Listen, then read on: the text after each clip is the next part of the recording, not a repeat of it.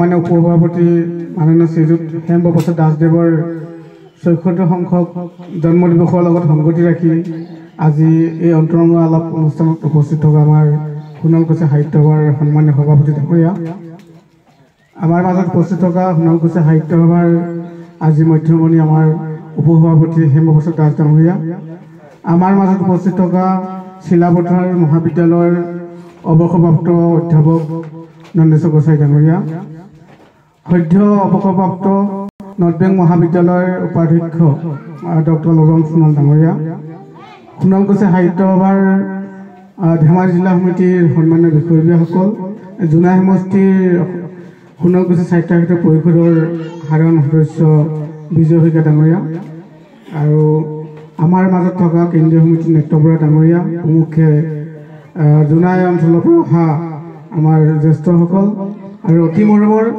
এই গালি ৰাইজৰ জ্যেষ্ঠ কনিষ্ঠ মই সকলোকে মই আমাৰ সোণালকুছি সাহিত্য সভাৰ তৰফৰ পৰা শ্ৰদ্ধা নিবেদন কৰিছোঁ আৰু আগন্তুক আহি থকা 14 ফেব্ৰুৱাৰী তাৰিখে মিচিঙৰ অন্যতম এটা কৃষ্টি আলি গাং এই উপলক্ষে মই সকলোকে আন্তৰিক শুভেচ্ছা জ্ঞাপন কৰিছোঁ।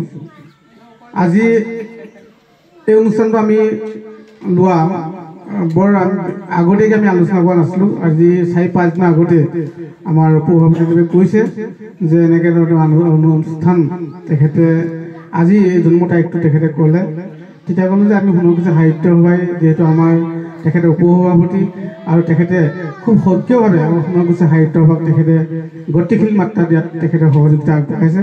গতিকে তেনে ক্ষেত্ৰত আমি তেখেতৰ জন্মদিৱসটো আমি পালন কৰিম বুলি ক'লোঁ আৰু এই জেগাটো তেখেতে নিৰ্বাচন কৰিছিলে আৰু তেখেতে এই স্থানটো পোৱাৰ লগে লগে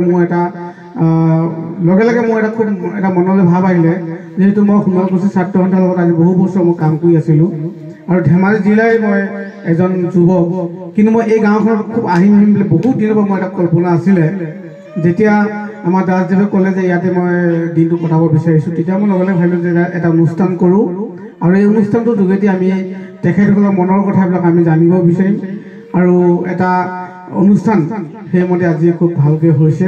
গতিকে আজি এই পবিত্ৰ অনুষ্ঠানত আমাৰ উপসভাপতি হেমন্ত প্ৰসাদ দাসদেৱক মই তেখেতৰ 74 সংখ্যক জন্মদিৱসৰ এই পবিত্ৰ অনুষ্ঠানৰ পৰা মই তেখেতক আন্তৰিক ধন্যবাদ শুভেচ্ছা অভিনন্দন জনাইছোঁ।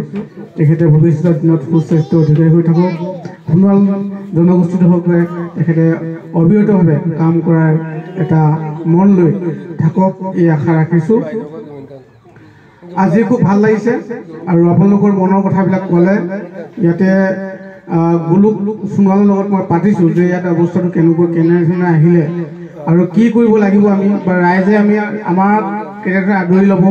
তেতিয়া গোলোকে এটা কথা কৈছিল যে অনুষ্ঠানটো বৰ মানে যিহেতু আলি গাং আহি আছে, ইয়াতে প্ৰস্তুতি চলাই আছে, অলপ ভাল নহ'ব নেকি বুলি কৈছিলে। মই কৈছোঁ যে মানুহ যিমানে নহওক লাগে, কিন্তু আমি এটা অনুষ্ঠান কৰোঁ, যিহেতু তেখেতৰ জন্ম দিৱস আমাৰ উপসভাপতিদেৱৰ, গতিকে এইটো আমি কেতিয়াও হতাই দিব নোৱাৰোঁ। মানুহ যিমানে নহওক লাগে আমি কিন্তু অনুষ্ঠানটো কৰোঁ। তেখেতক মই খুব জোৰ দি ক'লোঁ যে আমি কৰিমেই আৰু আপোনালোকে সহযোগিতা কৰক আৰু সেইমতে আপোনালোকে আজি দহবল কাটি কৰি উপস্থিত থাকিলে। আৰু এনেধৰণৰ উদাহৰণ বহুত আছে। আমাৰ এখন গোগামুখ গাঁও, তাতো এটা কুম্বাং পৰিয়াল বুলি এটা আছে, প্ৰায় 30 ঘৰমান আছে কুম্বাং পৰিয়াল। তাত এটা ৱাৰ্ড মেম্বাৰ তাৰমানে প্ৰতিবাহী কুম্বাং পৰিয়ালৰ পৰাই মানে বিজয়ী হয় আৰু তাৰ এটা ইতিহাস আছে যে কুম্বাং পৰিয়ালৰ মূল মানুহজন আমাৰ সোণোৱাল আছিলে। সোণোৱাল যিজন ব্যক্তি সেইটো আমাৰ গৰুসুতি আছিলে। আমাৰ সকলোৱে চিনি পায়, আমাৰ অধিবক্তা কেশৱ সোণোৱালৰ বৰ্তাকৰ ল'ৰা আছিলে। খুব সৰুতে কিবা এটা কাৰণত পলাই গুচি গ'ল, পলাই গৈ মিচিং মানুহৰ ঘৰত থাকিলে। তাৰপিছত সেইটো বিচ্ছিন্ন হৈ গ'ল। হোৱাৰ পিছত তেখেতে সেই মিচিঙৰ লগত থাকি মিচিঙৰ উপাধি লৈ শেষত গৈ কুম্বাং উপাধি কৰিলে আৰু উপাধি লৈ শেষত গৈ মানে এই গোগামুখৰ এখন গাঁৱত থাকি এটা লাহে লাহে মানে 30 ঘৰমান হৈছেগৈ বুলি কৈছে আৰু সেই গাঁওখন আমি উপস্থিত হ'লোগৈ, হৈ গোটেই ইতিহাসটো আমি তেতিয়া গম পালোঁ। কিন্তু তেখেতলোকে কুম্বাং যদিও যে মূলটো যিহেতু সোণোৱাল গোসাঁই, তেখেতলোকে আমাক যোৱাৰ লগে লগে খুব আন্তৰিকতাৰে লৈছিলে আৰু প্ৰতিটো ক্ষেত্ৰত তেখেতলোকে সহযোগিতা আগবঢ়াম বুলি কৈছিলে। গতিকে আমি সেই দিনটোলৈ মোৰ মনত পৰিছে।